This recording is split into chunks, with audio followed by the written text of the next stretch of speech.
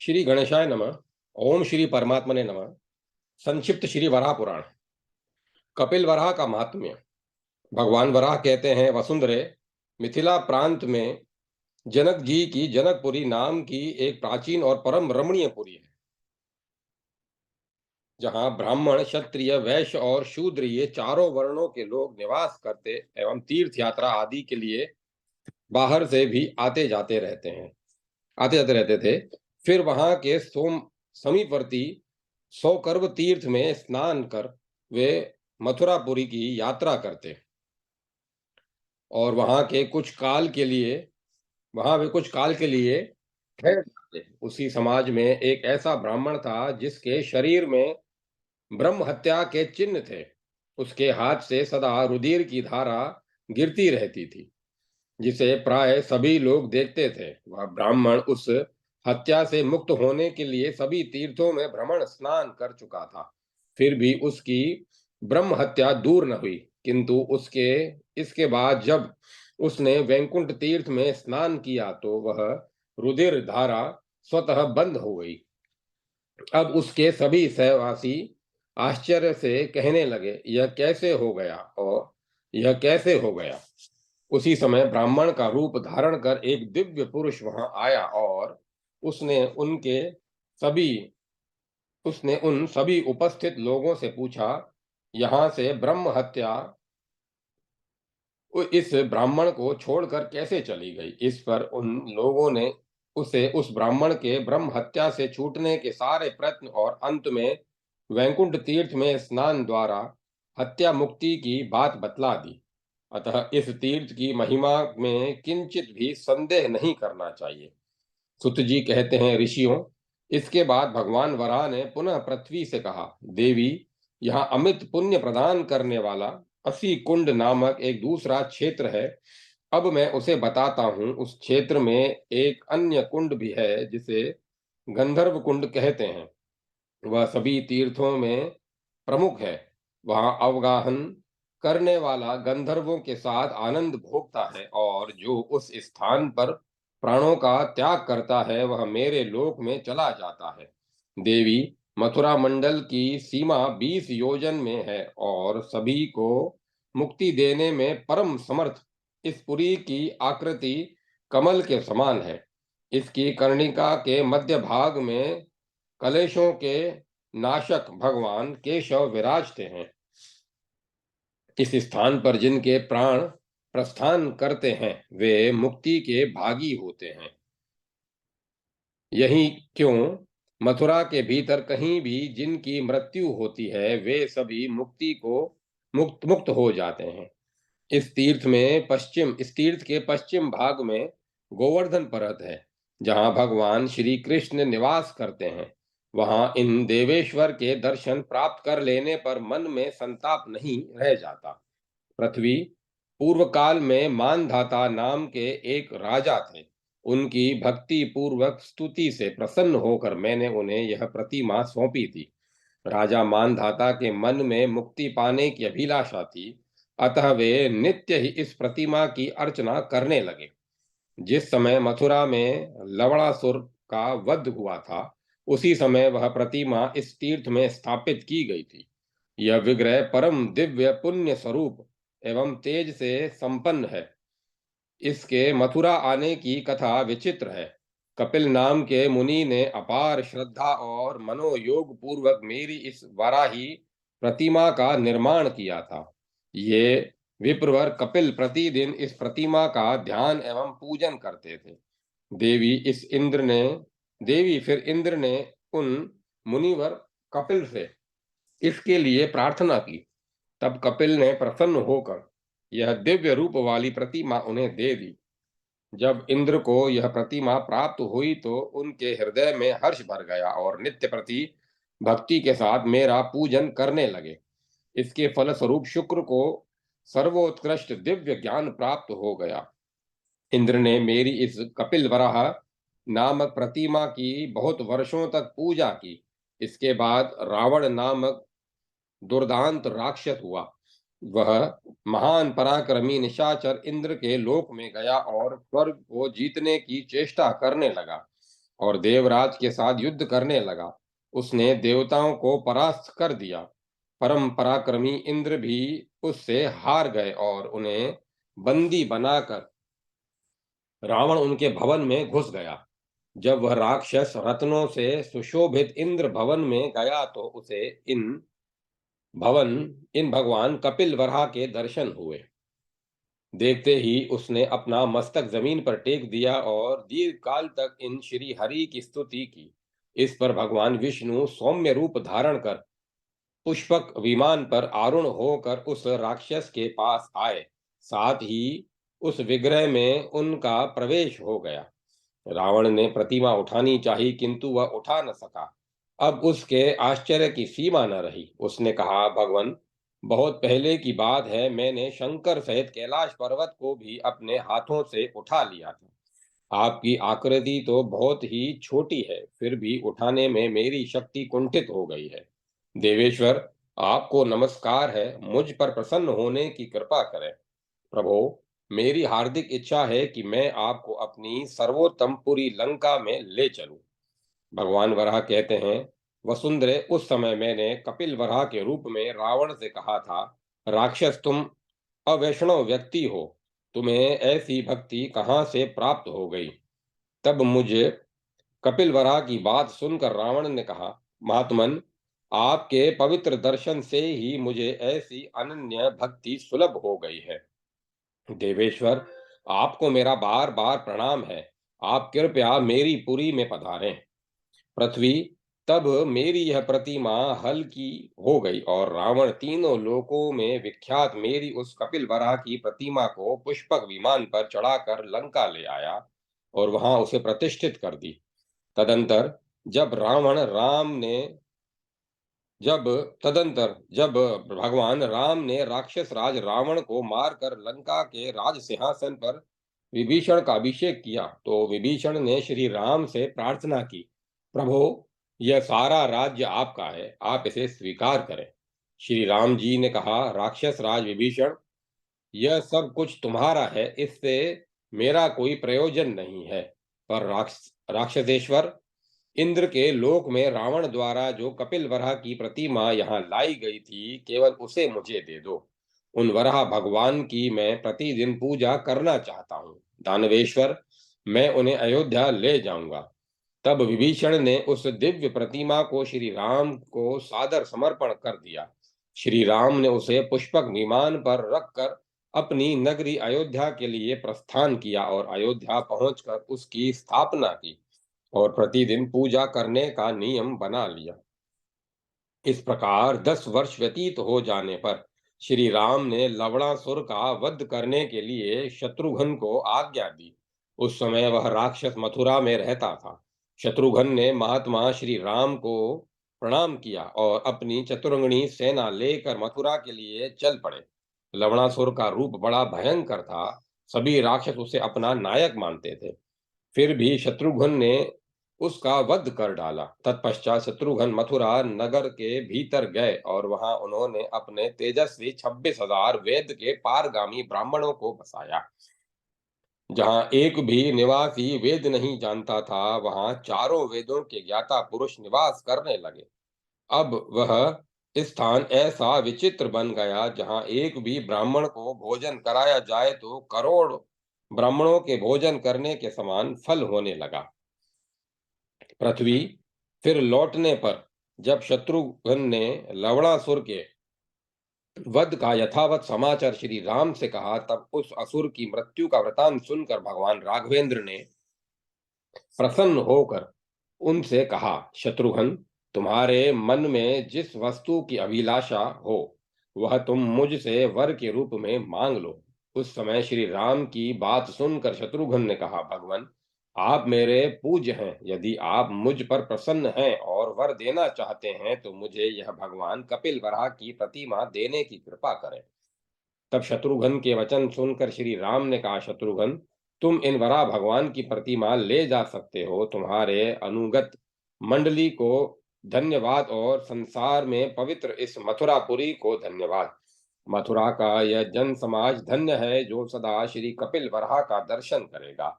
शत्रुघ्न जो इन कपिल वराह का दर्शन और स्पर्श एवं ध्यान करता है और इन्हें प्रतिदिन स्नान कराता तथा इनका अनुलेपन करता है, उसके सब पापों को ये हर लेते हैं। जो इनकी पूजा तथा दर्शन करता है, उसके समस्त पापों का नाश करके ये मोक्ष तक दे डालते हैं। पृथ्वी इस प्रकार कहकर श्री राम ने कपिल वराह की यह प्रतिमा शत्रुघ्न को दे दी। उसे लेकर शत्रुघ्न मथुरापुरी चले गए और वहां उन्होंने मेरे पास ही उसकी स्थापना कर दी। मध्य भाग में स्थापित करके उनकी विधिवत पूजा की। गया में तथा ज्येष्ठ मास में पुष्कर क्षेत्र में पिंडदान करने से एवं सेतुबंध रामेश्वर के दर्शन करने से मनुष्य जो फल पाता है वह इनका दर्शन करने से पा जाता है। वैसा ही फल विश्रांति संज्ञक गोविंद केशव तथा दीर्घ विष्णु के प्रति श्रद्धा होने पर प्राप्त होता है। मेरा तेज प्रातः काल विश्रांति संज्ञक में, मध्याह्न के अवसर पर दीर्घ विष्णु के में तथा दिन के चतुर्थ भाग अर्थात साय काल में केशव में प्रतिष्ठित रहता है। देवी यह ब्रह्म विद्या वराह पुराण परम प्राचीन है। अध्याय 163 समाप्त। जय माता सरस्वती। जय मां सरस्वती। जय गौरी गजानन। अन्नकूट। जय माता महालक्ष्मी। अन्नकूट गोवर्धन पर्वत की परिक्रमा का प्रभाव। भगवान वराह कहते हैं, देवी, मथुरा के पास ही पश्चिम दिशा में 2 योजन के विस्तार में गोवर्धन नाम से प्रसिद्ध एक क्षेत्र है, जहां वृक्षों और लताओं से मंडित एक सुंदर सरोवर भी है। मथुरा के पूर्व भाग में इंद्र तीर्थ, दक्षिण में यम तीर्थ, पश्चिम में वरुण तीर्थ और उत्तर में कुबेर तीर्थ, ये 4 तीर्थ हैं। भद्रे, यहाँ अन्नकुंड नाम का भी एक क्षेत्र है। इसकी परिक्रमा करने वाले मानव का संसार में फिर जन्म नहीं होता। फिर मानसी गंगा में स्नान कर गोवर्धन गिरी पर भगवान श्री कृष्ण का दर्शन करना चाहिए। जो इस गोवर्धन पर्वत की प्रदक्षिणा कर लेता है, उसके लिए कोई कर्तव्य शेष नहीं रह जाता। सोमवती अमावस्या के दिन जो यहाँ जाकर पितरों को पिंड प्रदान करता है, उसे राजस्यु यज्ञ का फल प्राप्त हो जाता है। गया तीर्थ में जाकर पिंडदान करने वाले मनुष्यों को जो फल मिलता है, वही गोवर्धन पर पिंडदान से सुलभ हो जाता है। इसमें विचार करने की आवश्यकता नहीं। गोवर्धन भगवान की परिक्रमा करने से राजस्यु और अश्वमेध यज्ञों का फल प्राप्त होता है। गोवर्धन की परिक्रमा की विधि यह है कि भाद्रपद मास के शुक्ल पक्ष की पुण्यमयी एकादशी तिथि के दिन इस पर्वत के पास उपवास रहकर प्रातः काल सूर्योदय के समय स्नान कर पर्वत पर स्थित श्री हरि की पूजा करनी चाहिए। इसके बाद पुंडरिक तीर्थ पर जाकर वहां के कुंड में स्नान कर देवताओं और पितरों का सम्यक प्रकार से अर्चन करके भगवान पुंडरिक का पूजन करें। वहां निर्मल जल से पूर्ण एक अप्सरा कुंड है। वहां स्नान करने से सभी पाप धुल जाते हैं। इस कुंड पर तर्पण करने से राजस्यु एवं अश्वमेध यज्ञों का फल निश्चय ही मिल जाता है। मथुरा में संकर्षण नाम से विख्यात एक तीर्थ है, उसके रक्षक बलभद्र जी हैं। वहां जाने एवं स्नान करने से पहले से लगी हुई गौहत्या के पाप से मुक्ति हो जाती है। पृथ्वी गोवर्धन के पास में ही एक शर्क तीर्थ है। यहाँ श्री कृष्ण ने इंद्र की पूजा के लिए किए जा रहे यज्ञ को नष्ट कर दिया था।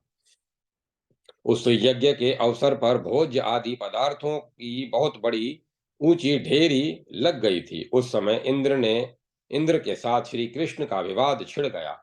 इंद्र ने घोर वृष्टि की। वह जल ब्रजवासी तथा गौओं के लिए कष्टप्रद होने लगा। श्री कृष्ण ने उनकी रक्षा करने के निमित्त इस श्रेष्ठ पर्वत गोवर्धन को हाथ पर उठा लिया था। तभी से यह पर्वत अन्नकूट पर्वत के नाम से विख्यात हो गया। यहीं आगे एक स्वच्छ जल वाला कदम्बखंड नामक कुंड है। वहां स्नान करके पितरों का तर्पण करने से ब्रह्मलोक की प्राप्ति होती है। इसके बाद 100 शिखर वाले देवगिरी पर जाएं, जहां स्नान एवं दर्शन करने से वाजपेय यज्ञ का फल मिलता है। देवी जब मानसी गंगा के उत्तर तट पर चक्र धारण करने वाले देवेश्वर श्री हरि का अरिष्टासुर के साथ घोर युद्ध हुआ था, तब उस असुर ने अपना वैश वेश बैल का बना लिया था। उसकी जीवन लीला श्री कृष्ण के ही हाथ समाप्त हुई। इस उसके क्रोध पूर्वक एड़ी के प्रहार से पृथ्वी पर एक तीर्थ बन गया। यह वृषभासुर के वध से निर्मित तीर्थ अत्यंत अद्भुत है। यह जानने योग्य बात है, उस वृषभ रूपी महासुर को मारने के पश्चात श्री कृष्ण ने उसी तीर्थ में स्नान किया था। यह जानकर श्री कृष्ण के मन में चिंता उत्पन्न हो गई कि यह पापी अरिष्टासुर बैल के रूप में था और मेरे हाथ उसकी हत्या हो गई। इतने ही में भगवती श्री राधा रानी श्री कृष्ण के समीप पधारी। उन्होंने अपने नाम से संबंध उस स्थान को एक तीर्थ रूप कुंड बना दिया। तब से समस्त पापों को हरने वाले इस उस शुभ स्थान की राधा कुंड नाम से प्रसिद्धि हुई। प्रसंगतया लोग उसे अरिष्ट कुंड और राधा कुंड भी कहते हैं। वहां स्नान करने से राजस्यु एवं अश्वमेध यज्ञों का फल मिलता है। मथुरा के पूर्व दिशा में एक तीर्थ इंद्रध्वज के नाम से विख्यात है। वहां स्नान करने वाले स्वर्गलोक में जाते हैं। यहाँ परिक्रमा एवं यात्रा का पुण्य भगवान को समर्पित कर देना चाहिए। मनुष्य का कर्तव्य है कि प्रारंभ करते समय चक्र तीर्थ में स्नान करे और यात्रा समाप्ति के अवसर पर पंच तीर्थ कुंड में स्नान कर ले। यहाँ रात्रि जागरण का भी नियम है। इससे मनुष्य के सभी पाप नष्ट हो जाते हैं। भद्रे, अन्नकूट पर्वत की परिक्रमा का विधान मैंने तुमसे बतला दिया। इसी प्रकार इसी क्रम से आषाढ़ में भी प्रदक्षिणा की जाती है। जो मनुष्य भक्ति पूर्वक भगवान श्री हरि के इस तीर्थ की प्रदक्षिणा के प्रसंग का तथा गोवर्धन के महात्म्य को सुनता है, उसे गंगा में स्नान करने का फल मिल जाता है। भगवान वराह कहते हैं, पृथ्वी, अब एक इतिहास युक्त दूसरा प्रसंग सुनो। मथुरा के दक्षिण किसी नगर में सुशील नामक एक धनी वैश्य रहता था।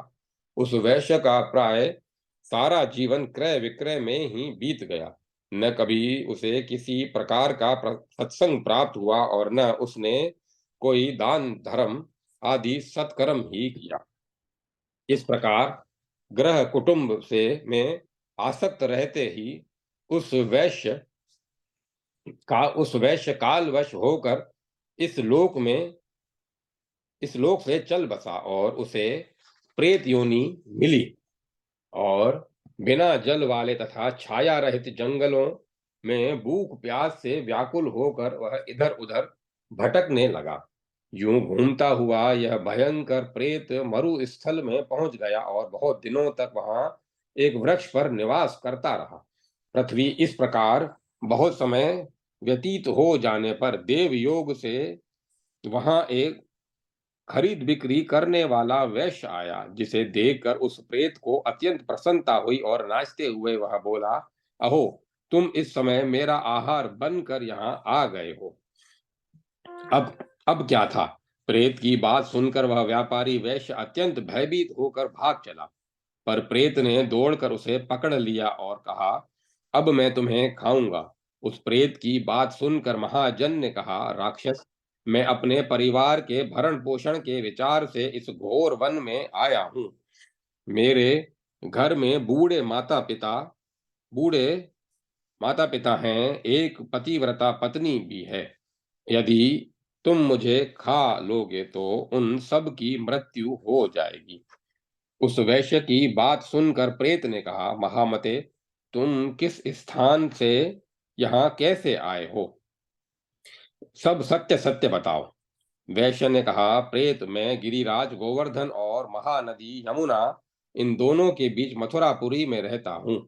मैंने पहले से जो कुछ संपत्ति संचित की थी वह सब चोर उठा ले गए और मैं सर्वथा निर्धन हो गया। अतः थोड़ा धन लेकर व्यापार के लिए इस मरुस्थल की ओर आया हूँ।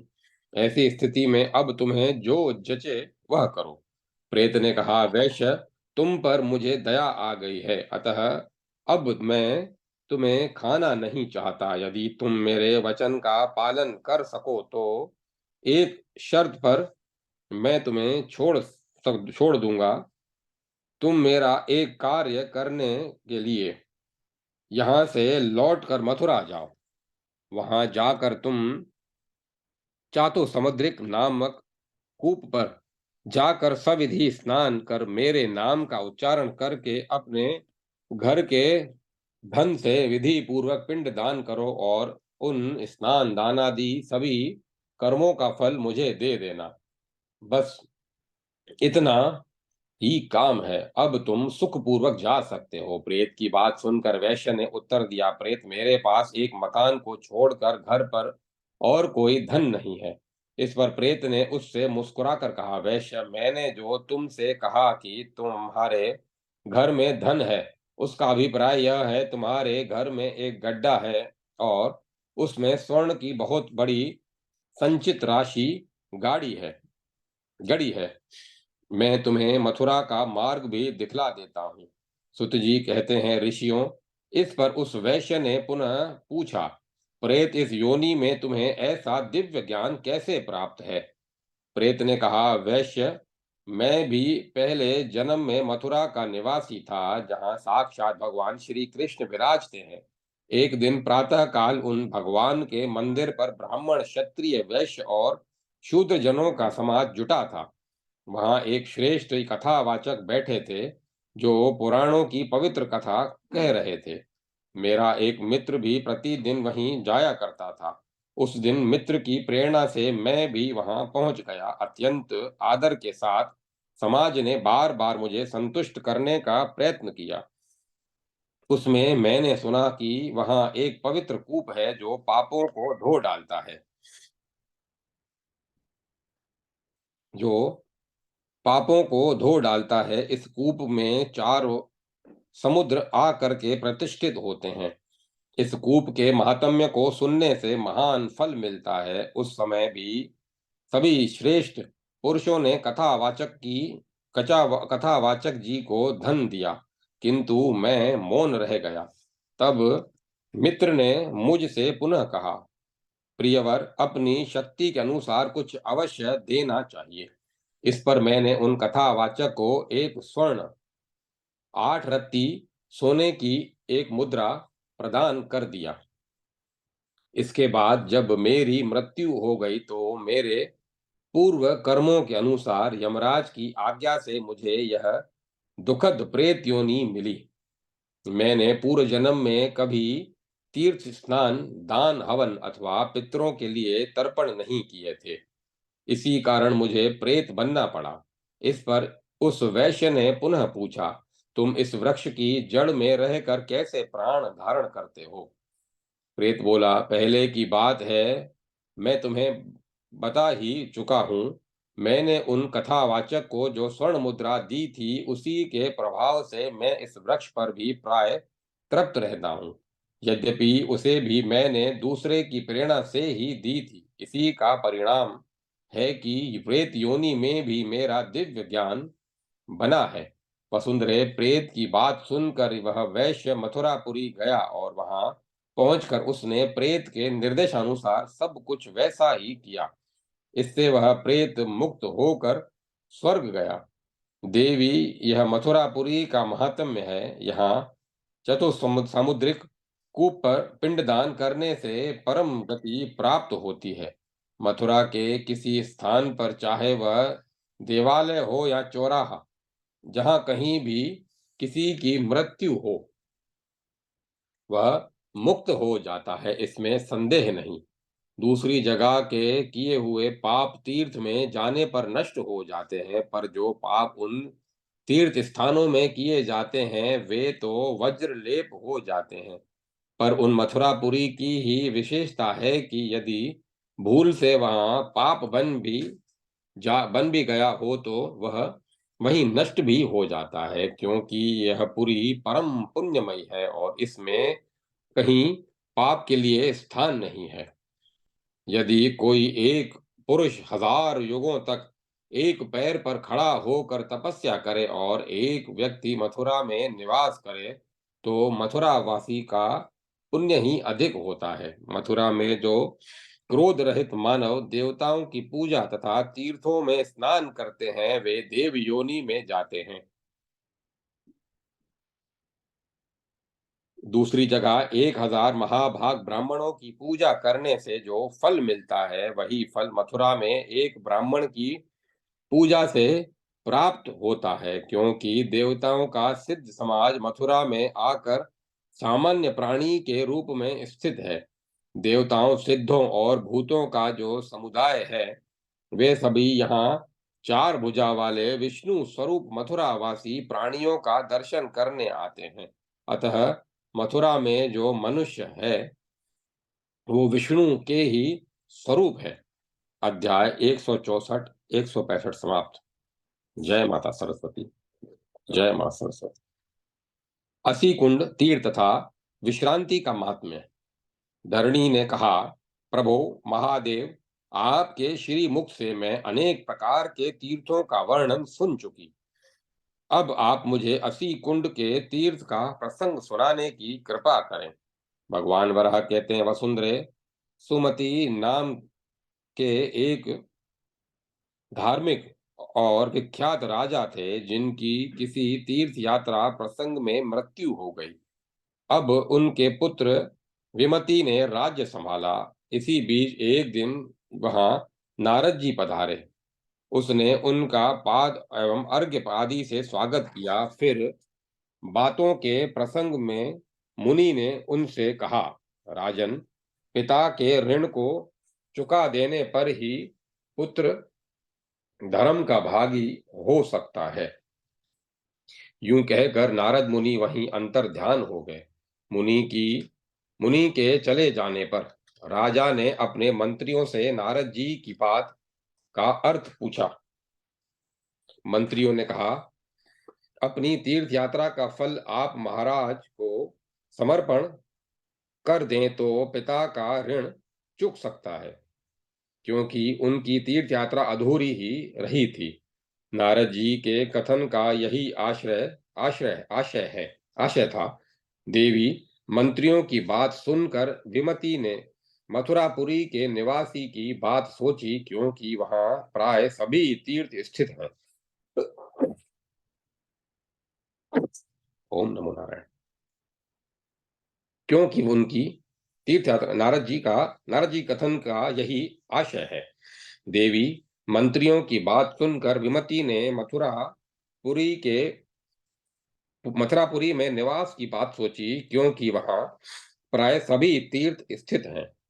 विमति के मथुरा आने पर वहां के तीर्थों ने आपस में कहा, इसका सामना करने में जो हम सभी असमर्थ हैं, अतः उचित है कि जहां भगवान वराह विराजते हैं, हम लोग उस कल्प ग्राम में चले। वसुंधरे, इस प्रकार परामर्श करके सभी तीर्थ कल्प ग्राम में चले गए।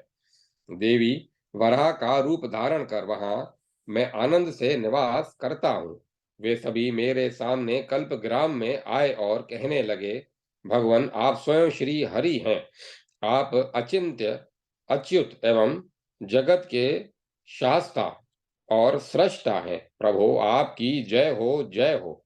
भगवान वराह कहते हैं, वसुधे, जब तीर्थों ने मेरी इस प्रकार स्तुति की, तब मैंने उनसे कहा, तीर्थवरों, तुम्हारा कल्याण हो, तुम मुझसे कोई वर मांग लो। तीर्थ बोले, वराह का रूप धारण करने वाले देवेश्वर, यदि आप प्रसन्न हैं तो हमें विपत्ति से अभय प्रदान करने की कृपा कीजिए। चलकर इस पर मैं चलकर मथुरापुरी आया और अपने दिव्य असी तलवार से विमति का शिर छेद कर दिया। तलवार की नोक से वहां पृथ्वी में एक गड्ढा हो गया, जो एक दिव्य कुंड के रूप में परिवर्तित हो गया और वहीं असी कुंड नाम से प्रसिद्ध हुआ। उसके प्रभाव से सुमति और विमति भी मुक्त हो गई। देवी दक्षिण से उत्तर तक के तीर्थों की जो संख्या मैं पहले कह चुका हूँ। उनकी गणना इस 80 कुंड से ही आरंभ करनी उत्तम है। जो मनुष्य द्वादशी के दिन प्रातःकाल सोने से उठते ही 80 कुंड में स्नान करता है, उसे यहाँ वराह, नारायण, वामन और राघव की स्वर्ण प्रतिमाओं के दिव्य दर्शन होते हैं। उनका इनका दर्शन करने वाला फिर संसार में नहीं आता। भगवान वराह ने कहा, देवी, अब विश्रांति तीर्थ की महिमा सुनो।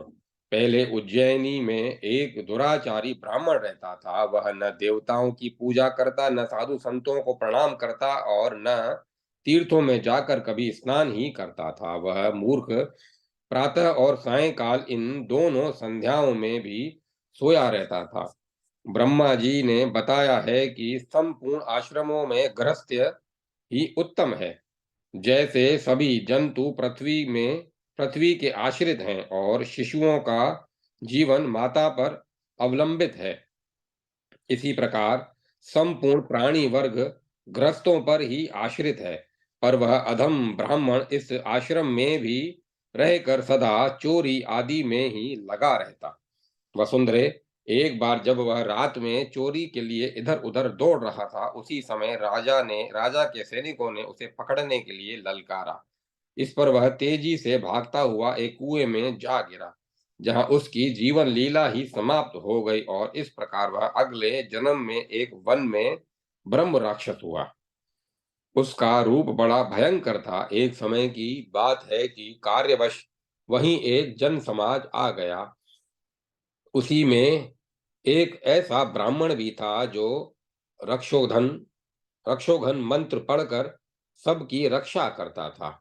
अब वह ब्रह्म राक्षस उस ब्राह्मण से आकर कहने लगा, विप्रवर, तुम्हारे मन में जिस वस्तु की इच्छा हो वह मैं तुम्हें देने के लिए तत्पर हूँ। बहुत दिनों के बाद आज मुझे मनचाहा भोजन प्राप्त हुआ है।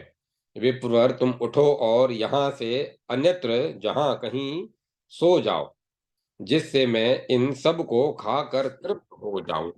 इस पर ब्राह्मण ने कहा, राक्षस, मैं इन्हीं के साथ यहाँ आया हूँ और ये सभी मेरे परिवार ही हैं, अतः मैं इन्हें छोड़ नहीं सकता। तुम यहाँ से चले जाओ। मेरे मंत्र में ऐसी शक्ति है कि इसके प्रभाव से तुम इन पर आंख तक नहीं उठा सकते। अस्तु, अब तुम यहाँ बतलाओ अब तुम यह बतलाओ कि तुम्हें यह योनि कैसे मिली। इस पर वह राक्षस कहने लगा, विप्र, केवल अनाचार के कारण मेरी यह दुर्गति हुई है। इस प्रकार उस राक्षस ने अपनी सारी बातें यथावत ब्राह्मण के सामने स्पष्ट की। इस पर उस ब्राह्मण ने कहा, राक्षस, तुम अब मित्र की श्रेणी में आ गए हो। बोलो, मैं तुम्हें क्या दूं। राक्षस बोला, विप्र, यदि मेरे मन में जो बात बसी है वह तुम देना चाहते हो तो दे दो। तुमने मथुरापुरी में विश्रांति तीर्थ में जो स्नान किया है, उसका फल मुझे देने की कृपा करो, जिससे मैं मुक्त हो जाऊं। तब राक्षस के दुख से दुखी होकर वह कृपालु ब्राह्मण बोला, राक्षस, विश्रांति नामक तीर्थ के विषय में तुम्हें जानकारी कैसे प्राप्त हुई और इसका ऐसा नाम क्यों हुआ? इसे बताने की कृपा करो। राक्षस बोला, ब्राह्मण, मैं पहले उज्जैनी में निवास करता था। एक समय की बात है, मैं संयोगवश श्री विष्णु के मंदिर में चला गया। उस मंदिर के फाटक पर एक कथा कहने वाले वेद के विद्वान ब्राह्मण बैठते थे, जिनका विश्रांति तीर्थ की महिमा सुनाना प्रतिदिन का व्रत था। उस महात्म्य को सुनने से ही मेरे हृदय में भक्ति उदित हुई। अनघ, मुझे वहीं एक सुनने का मुझे वहीं यह सुनने का अवसर मिला कि तीर्थ का विश्रांति नाम कैसे हुआ है। उन्होंने ही स्पष्ट बतलाया था कि उस स्थान पर संसार के शासक श्री हरि विश्राम करते हैं। उन विशाल भुजा वाले प्रभु को वासुदेव भी कहते हैं, इसीलिए यह तीर्थ विश्रांति नाम से विख्यात हुआ है। राक्षस की यह बात सुनकर उस ब्राह्मण ने कहा, राक्षस, उस तीर्थ में एक बार स्नान करने का पुण्य फल मैंने तुम्हें दे दिया। प्रिय, ब्राह्मण के मुख से यह वचन निकलते ही वह राक्षस उस योनि से मुक्त हो गया। अध्याय 166 167 समाप्त। जय माता सरस्वती। जय मां सरस्वती। मथुरा तथा उसके आवंतर के तीर्थों का महात्म्य। भगवान वराह कहते हैं, वसुंधरे, भगवान शिव इस मथुरापुरी की निरंतर रक्षा करते हैं। उनके दर्शन मात्र से मथुरा का पुण्य फल सुलभ हो जाता है। बहुत पहले रुद्र ने पूरे 1000 वर्ष तक मेरी कठिन तपस्या की थी। मैंने संतुष्ट होकर कहा, हर आपके मन में जो भी हो वह वर मुझसे मांग लें। महादेव जी बोले, देवेश, आप सर्वत्र विराजमान हैं। आप मुझे मथुरा में रहने के लिए स्थान देने की कृपा करें। इस पर मैंने कहा, देव, आप मथुरा में क्षेत्रपाल का स्थान ग्रहण करें। मैं यह चाहता हूँ, जो व्यक्ति यहाँ आकर आपका दर्शन नहीं करेगा उसे कोई सिद्धि प्राप्त न होगी। जिस प्रकार स्वर्ग में इंद्र की अमरावतीपुरी है, वैसे ही जम्बू द्वीप में यह मथुरापुरी है। यद्यपि मथुरा मंडल का विस्तार 20 योजन का है, पर वहां एक एक पैर रखने पर भी अश्वमेध यज्ञों का फल मिलता है। इस क्षेत्र में 60 करोड़ 6000 तीर्थ हैं। गोवर्धन तथा अक्रूर क्षेत्र ये 2 करोड़ तीर्थों के समान है, एवं प्रसंग प्रसंग प्रस्कंद प्रस्कंद प्रस्कंदन और भांडिर ये कुछ कुरुक्षेत्रों के समान हैं। सोम तीर्थ, चक्र तीर्थ, अभिमुक्त, यमन, विंदुक और अक्रूर नामक तीर्थों की द्वादशादित्य संज्ञा है। मथुरा के सभी तीर्थ कुरुक्षेत्र से 100 गुना बढ़कर हैं, इसमें कोई संशय नहीं। जो मथुरापुरी के इस महात्म्य को समाहित चित्त से पढ़ता या सुनता है, वह परम पद को प्राप्त होता है और अपने मातृ पितृ दोनों पक्षों के 220 पीढ़ियों का उद्धार कर देता है। मथुरा के सभी स्थानों में भगवान श्री कृष्ण के चरण के चक्र चिन्ह सुशोभित हैं। उन्हीं के मध्य में एक ऐसा भी तीर्थ है जहां चक्र का आधा ही चिन्ह दृष्टिगोचर होता है। वहां के निवासी अविमुक्त वहां के निवासी मुक्ति पाने के अधिकारी हो जाते हैं, इसमें संशय नहीं। श्री कृष्ण की क्रीड़ा भूमि में के भी 2 छोर हैं, एक उत्तर और दूसरा दक्षिण।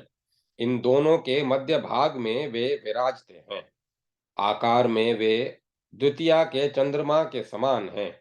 जो मनुष्य वहां स्नान और दान करता है, उसे वे दिव्य तीर्थ मथुरा क्षेत्र का फल प्रदान करने के लिए सदा उदत रहते हैं। यहाँ नियम के अनुसार रहकर जो शुद्ध भोजन करने वाले व्यक्ति स्नान करते हैं, उन्हें अक्षय लोकों की प्राप्ति होती है, इसमें कोई संशय नहीं।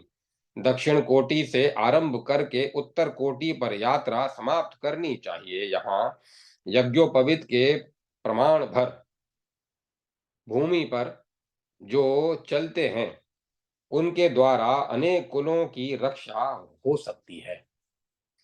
पृथ्वी ने पूछा, प्रभो, यज्ञोपवीत का क्या माप है? आप यह मुझे स्पष्ट बताने की कृपा करें। भगवान वराह कहते हैं, वरवर्णिनी, अब मैं यज्ञोपवीत की विधि बताता हूं, सुनो। मेरी क्रीड़ा भूमि के जो दक्षिण का छोर है, वहां से लेकर और उत्तर सिरे तक की जो सीमा है, उसी को यज्ञोपवीत की सीमा कही गई है। इसी क्रम से दक्षिण से आरंभ करके उत्तर की सीमा पर यात्रा समाप्त करनी चाहिए। घर से बाहर होने पर जब तक स्नान न करें, तब तक मौन रहने का नियम है। वसुंधरे, स्नान करने के उपरांत भगवान श्री कृष्ण की पूजा करना परम आवश्यक है। इसके बाद बोला जा सकता है, देवी, स्नान समाप्त होने पर क्रमशः देवादिदेव श्री कृष्ण की पूजा, यज्ञ, पयस्विनी, गौ का दान स्वर्ण एवं धन का वितरण कर ब्राह्मणों को भोजन कराएं। इस प्रकार कर्म करने वाला व्यक्ति पुनः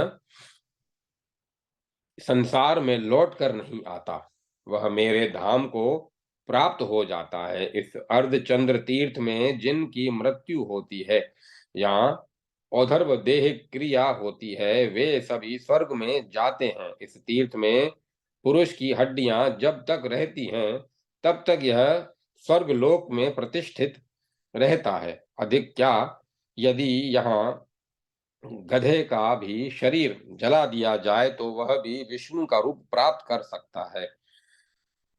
मथुरा के प्राणी मेरे ही रूप हैं, उनके तृप्त होने से मैं तृप्त होता हूं, इसमें संशय नहीं। देवी, इस विषय में गरुड़ का एक आख्यान सुनो।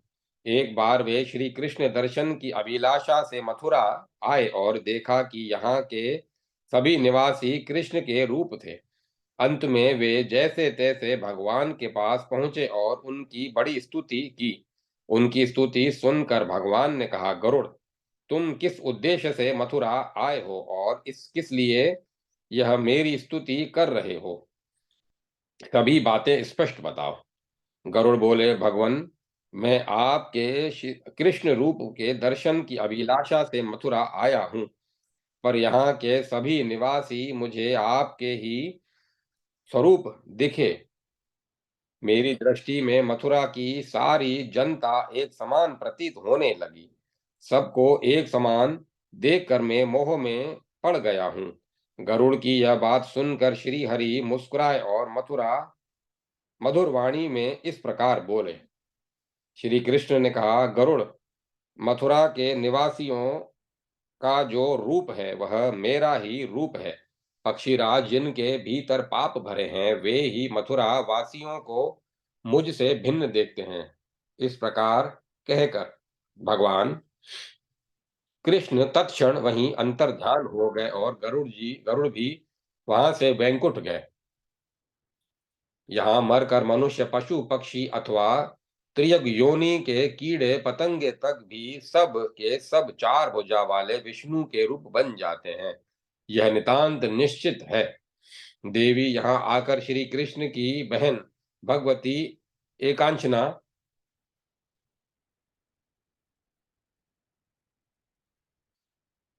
एकांशा, उनकी माता यशोदा, देवकी तथा महाविद्येश्वरी देवी को देवियों का अवश्य दर्शन करना चाहिए। यहाँ के विश्रांति तीर्थ दीर्घ विष्णु और केशव के दर्शन करने से सभी देवताओं के दर्शन एवं पूजन का पुण्य फल प्राप्त होता है।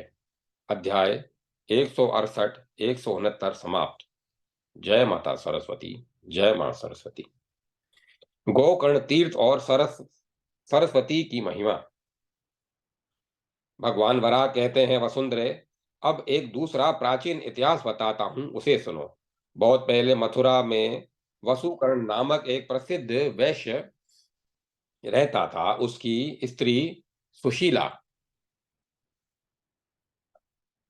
बड़ी सद्गुणवती थी, पर उसे कोई संतान न थी। देवी, एक दिन जब वह वैश्य पत्नी सरस्वती नदी के तट पर अनेक पुत्रवती स्त्रियों को देखकर एकांत में खिन्न होकर रो रही थी, तब एक मुनि के हृदय में बड़ी दया आई और उन्होंने उससे पूछा, सुभगे, तुम कौन हो और क्यों रो रही हो?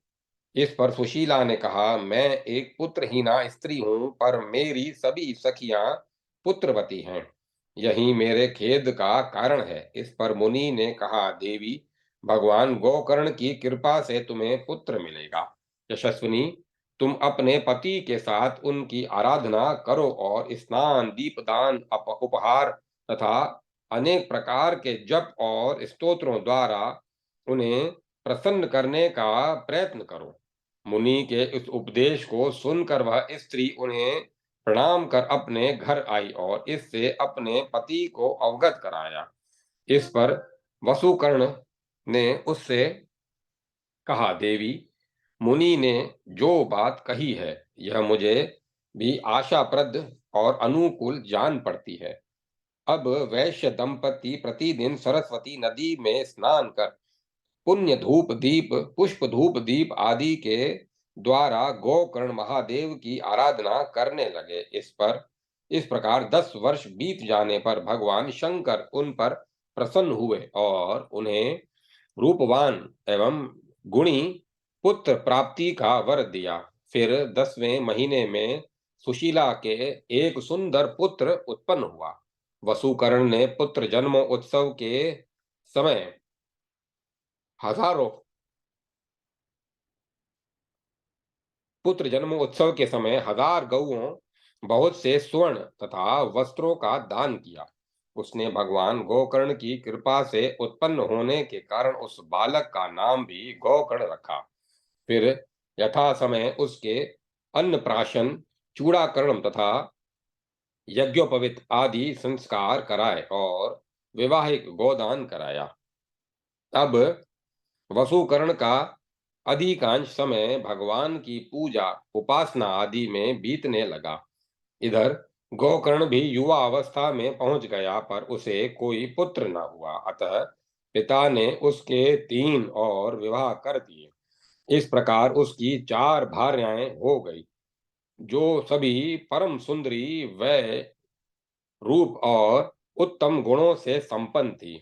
फिर भी किसी को संतान सुख सुलभ न हो सका। अतः गोकर्ण ने भी पुत्र प्राप्ति के लिए धर्म युक्त धर्म कृत्य आरंभ किए और अनेक वापी, कूप, तालाब, मंदिर आदि निर्माण कराए। पानी के लिए हौसले तथा भोजन के लिए सदाव्रत की भी व्यवस्था की।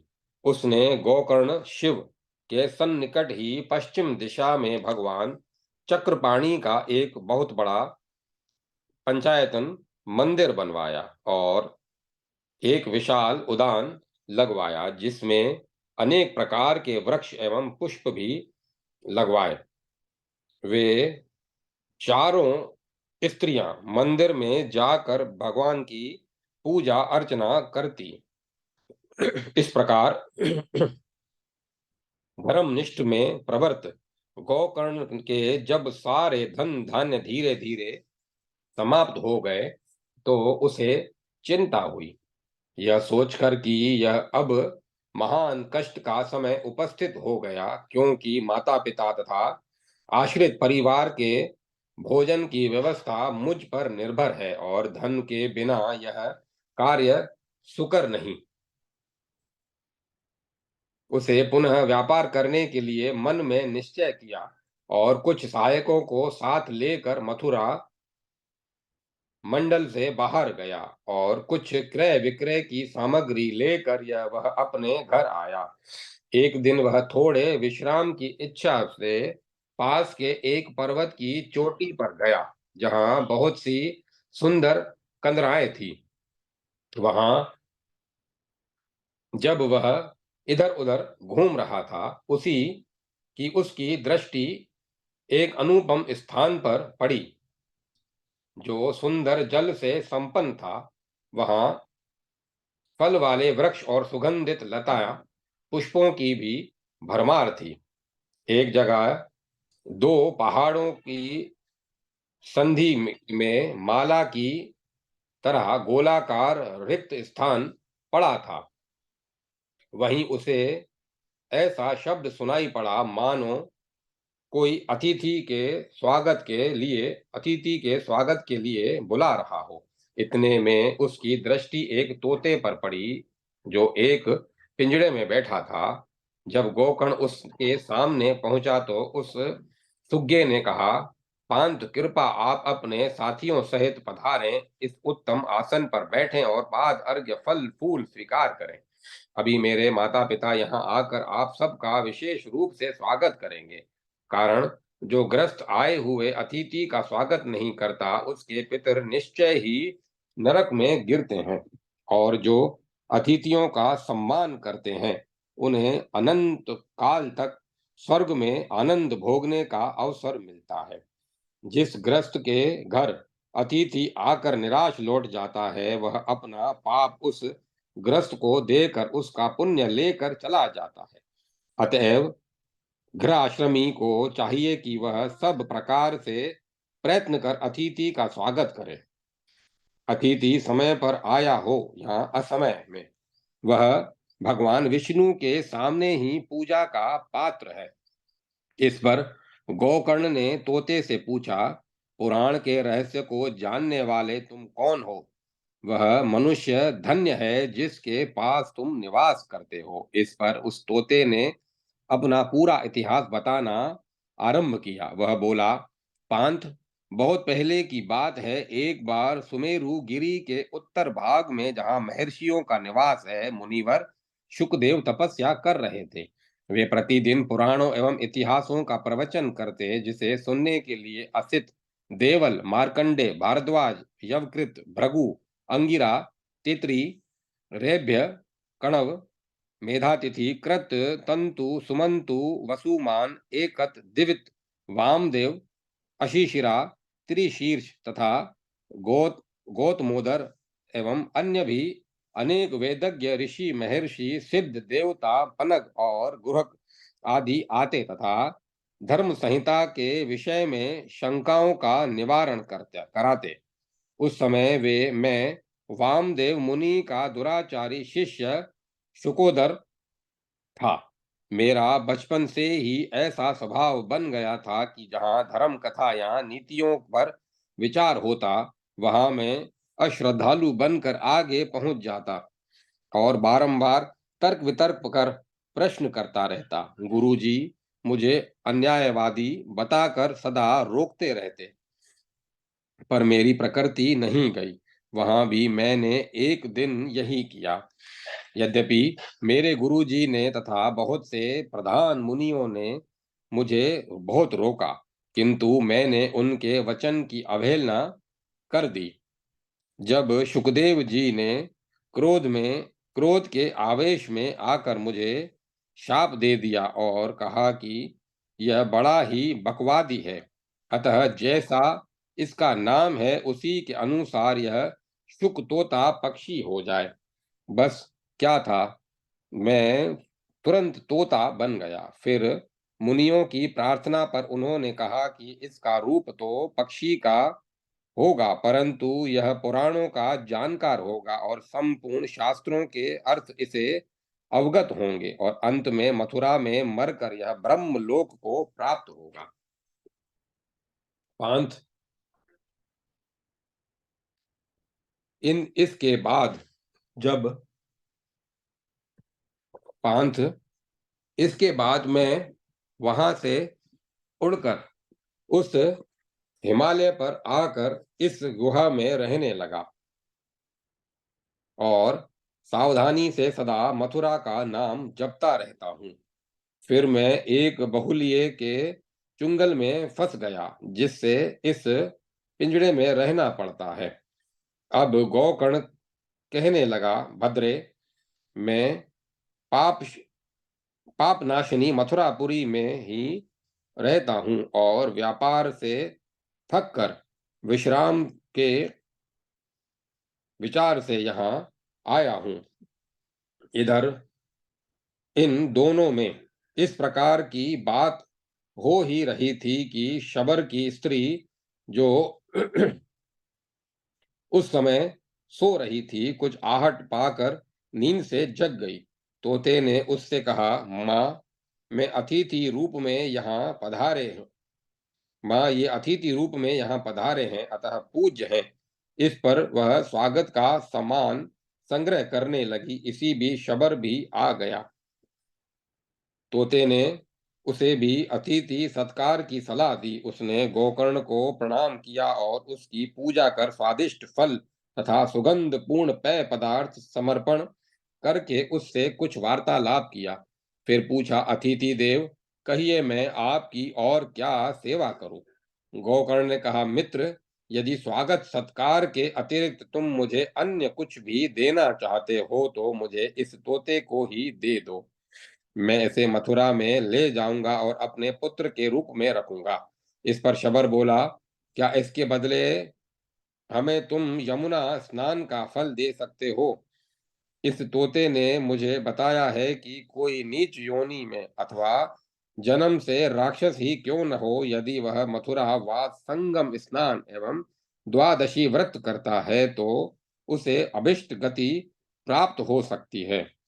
जो संगम में स्नान तथा भगवान गोकर्णेश्वर का दर्शन करता है, वह यमपुरी में नहीं जाता, उसे भगवान श्री हरि के लोक की ही प्राप्ति होती है। इस पर गोकर्ण ने स्वीकृति दे दी। अध्याय 170 समाप्त। जय माता सरस्वती। जय माता सरस्वती। सुग्गे का मथुरा जाना और वसुकर्ण से वार्तालाप। भगवान वराह कहते, वसुंधरे, इस प्रकार गोकर्ण ने शबर से मथुरा स्नान के बदले उस सुग्गे को प्राप्त कर मथुरा नगर के लिए प्रस्थान किया और वहां पहुंचकर उस तोते को अपने माता पिता को सौंप दिया और उसका परिचय भी दे दिया। फिर कुछ दिनों के बाद वह व्यापार करने के लिए उस तोते को अपने साथ लेकर अपने सहकर्मियों के साथ समुद्र मार्ग से चल पड़ा। इसी बीच एक दिन प्रतिकूल वायु चलने से समुद्र में सहसा भयंकर तूफान आ गया, जिससे सभी पोत यात्री घबरा गए और गोकर्ण को लक्ष्य कर कहने लगे, कोई निकृष्ट या पापी व्यक्ति इस जहाज पर चढ़ गया है, जिसके कारण हमारी यह दुर्दशा हुई है एवं हम सभी मारे जा रहे हैं। गोकर्ण ने तोते के सामने अपनी दयनीय स्थिति रखी और कहा कि पुत्रहीन व्यक्ति की बड़ी दुर्गति होती है। यहाँ जहाज में जितने व्यक्ति हैं उसके बीच मैं ही सबसे बड़ा पापी हूँ। अब क्या करना उचित है यह तुम ही जानते हो। तोते ने कहा, पिताजी आप खेद न करें, मैं अभी एक उपाय करता हूँ। इस प्रकार गोकर्ण को आश्वासन देकर वह तोता उड़ा और ध्रुव की और उत्तर दिशा में बढ़ता गया। आगे 1 योजन के ऊंचे पर्वत की एक चोटी पड़ी, जिसे लांग कर वह भगवान विष्णु के सुंदर मंदिर के पास पहुंचा, जिसके प्रकाश से सब और वहां बड़ी शोभा हो रही थी। इसके भीतर प्रवेश कर उसने कहा, यहाँ यह कौन देवता विराज रहे हैं? मैं उनसे जानना चाहता हूं कि अपार कठिनाइयों को पार करने वाले पुण्यात्मा पुरुष की भांति मेरे पिताजी इस घोर समुद्र को कब पार कर सकेंगे। पृथ्वी वह सुग्गा इस चिंता में ही था कि वहां एक देवी आई, जिसके हाथ में एक स्वर्ण पात्र था। उसने विष्णु की पूजा की और नमो नारायणाय नमो नारायणाय नमो नारायणाय कहकर एक उत्तम आसन पर बैठ गई। अभी पल मात्र ही समय बीता होगा कि फिर वहां वैसी असंख्य रूपवती देवियां आ गई और वे सभी नृत्य गान वाद से देवार्चन करके वापस चली गई। वहीं जटायु के वंश के कुछ पक्षी भी थे। उन्होंने उस सुग्गे से पूछा, तुम यहाँ कैसे पहुंचे? क्योंकि अगाध जल से परिपूर्ण समुद्र को पार करना साधारण काम नहीं है। इस पर तोते ने उत्तर दिया, मेरे पिताजी वायु की तेज गति में समुद्री जहाज पर बड़ी कठिनाई का अनुभव कर रहे हैं, उनकी रक्षा के लिए ही मैं यहाँ आया हूँ। आप लोग कुछ प्रयत्न करें जिससे वे सुखी हो सके। पक्षीगण बोले, जिस मार्ग से हम चले तुम उसका अनुसरण करो। हम पाद विन्यास से ही समुद्र में चलकर चोंचों से मकर नकरादि का संहार कर डालेंगे। इससे तुम्हारे साथ तुम्हारे पिता भी समुद्र तर जाएंगे। अब वह तोता उन पक्षियों के पीछे पीछे चलता हुआ गोकर्ण के पास पहुंचा और उनके प्रयास से गोकर्ण समुद्र से बाहर निकल गया। वहां पहुंचकर वह उसी देव मंदिर के सामने गया, जहां कमलों से सुशोभित एक सरोवर था, जिसकी सीढ़ियां मणियों और रत्नों से बनी थी। गोकर्ण ने उस सरोवर में स्नान कर देवताओं तथा पितरों का तर्पण किया। फिर मंदिर में जाकर भगवान केशव की आराधना कर वह प्रभूत रत्नों द्वारा संपन्न उस पंचायतन मंदिर में तोते के साथ एक और छिप गया। इतने में ही वे देवियां जिन्होंने पहले उस मंदिर में देवार्चन किया था वहीं पुनः आ गई और देव पूजन करने लगी। फिर उनमें से एक प्रधान देवी ने कहा, सखियों, ब्रह्म में निष्ठ रखने वाले गोकर्ण के खाने के लिए दिव्य फल और पीने के लिए उत्तम जल प्रदान करो, जिससे 3 महीनों तक इसकी तृप्ति बनी रहे और इसके शोक मोह तथा पाप भी नष्ट हो जाएं। इस पर उन देवियों ने सब कुछ वैसा ही कर गोकर्ण से कहा, तुम निश्चिंत एवं निर्भय होकर इस स्वर्ग के समान सुखदायी स्थान में जब तक निवास करो तब तक निवास करो जब तक तुम्हारा काम सिद्ध न हो जाए। और फिर वे वहां से चली गई। अब गोकर्ण वहां इस प्रकार रहने लगा मानो मथुरापुरी में ही हो। कुछ समय के पश्चात उसका जहाज भी संयोगवश किनारे लग गया। अब इधर जहाज पर के उसके साथी उसे न देखकर परस्पर कहने लगे, ओह, पता नहीं गोकर्ण कहाँ चला गया। वह मर गया, जल में डूब गया अथवा किसी जीव ने उसे खा लिया। यूं हो सकता है लज्जा के कारण वह समुद्र में डूब गया हो। अब हम लोगों का यही कर्तव्य है कि उसके पिता के सामने हम ही पुत्र रूप में रहें। उपार्जित रत्नों में से जितना भाग गोकर्ण का हो वह उसके पिता को हम सौंप दें। उधर गोकर्ण का मन बड़ा शोकाकुल था। उसने तोते से माता पिता के हित की बात पूछी। सुग्गे ने कहा, मैं तुच्छ पक्षी आपको वहां ले चलूं, यह मेरी शक्ति से बाहर है। हाँ, मैं आपकी आज्ञा से आकाश मार्ग से मथुरा जाकर तथा आपकी बात उसे उनके पास तथा उनका संदेश आपके पास पहुंचा सकता हूँ। गोकर्ण ने कहा, पुत्र, ठीक है, यही करो। तुम मथुरा जाओ और मेरी अवस्था पिताजी से बता दो तथा वहां से फिर शीघ्र वापस आ जाओ। अब वह सुग्गा मथुरा पहुंचा और गोकर्ण की सारी स्थिति उसके पिता से बता दी। इस विषम परिस्थिति को सुनकर माता पिता को दारुण दुख हुआ और बहुत देर तक उनकी आंखों से अश्रुधारा गिरती रही।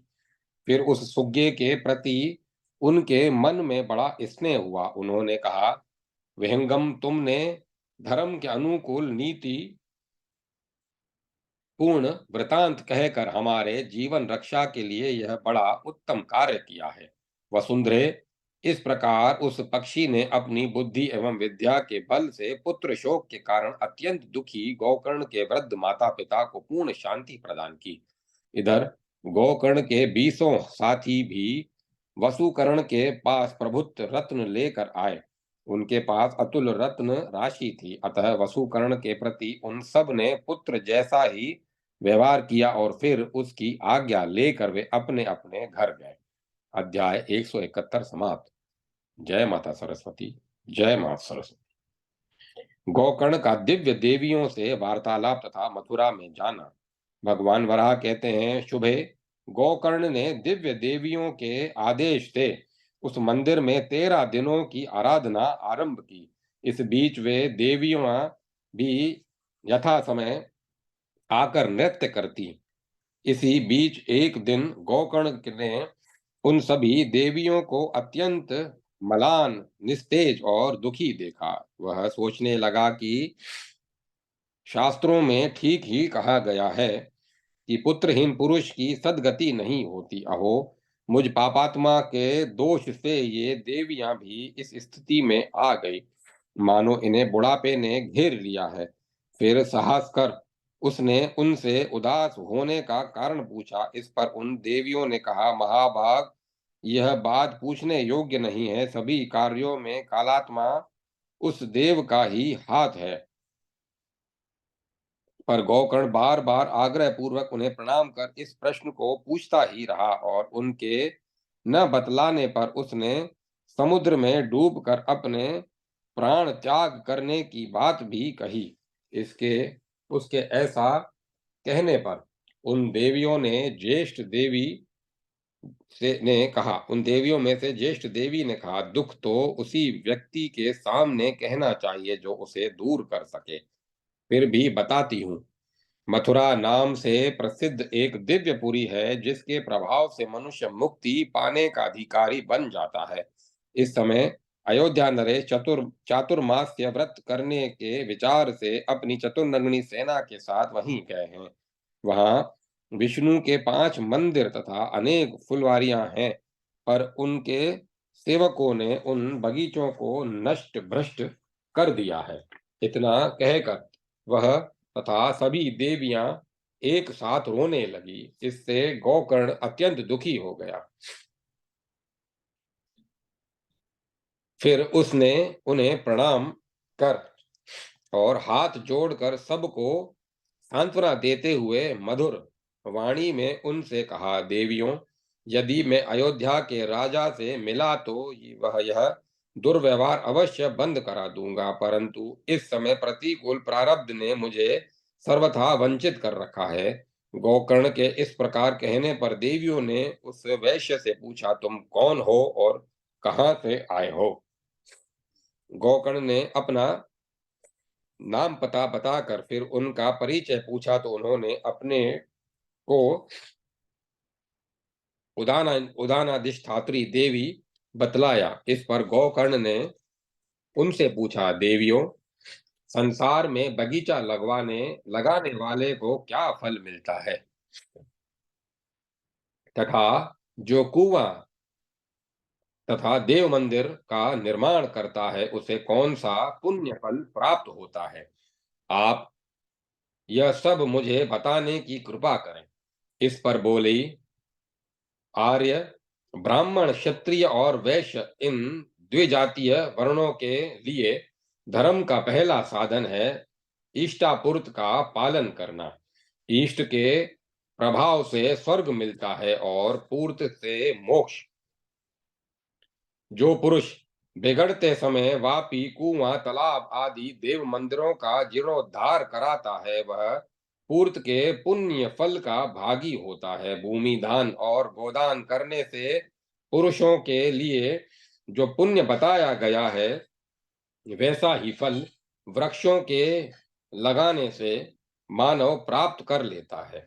एक पीपल अथवा एक पिचुमंद, निम्ब, एक बड़, 10 फल वाले वृक्ष, 2 अनार, 2 नारंगी और 5 आम्र के वृक्षों का जो आरोपण करता है वह नरक में नहीं जाता।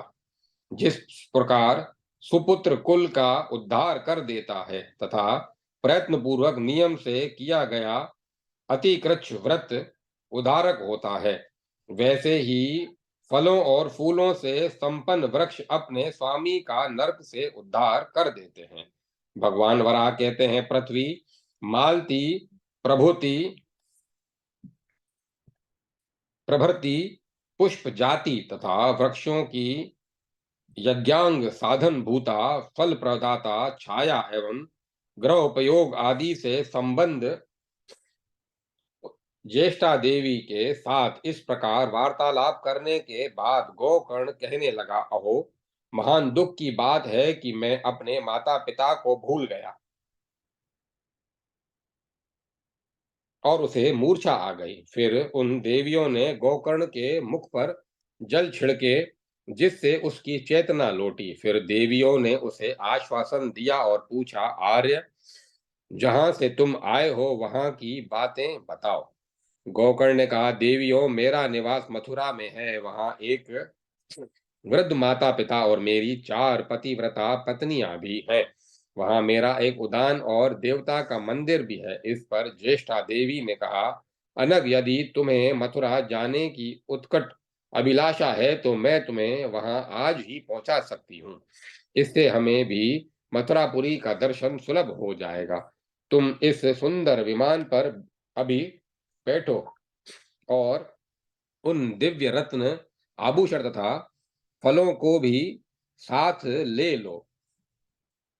अब गोकर्ण विमान पर बैठ गया और भगवान श्री हरि को नमस्कार तथा देवियों का अभिवादन कर मथुरा के लिए प्रस्थित हुआ एवं वहां पहुंचकर उसने अयोध्या के राजा को वे रत्न फल फूल अर्पण किए। वहां गोकर्ण को आया देखकर राजा के मन में अपार आनंद हुआ। उसने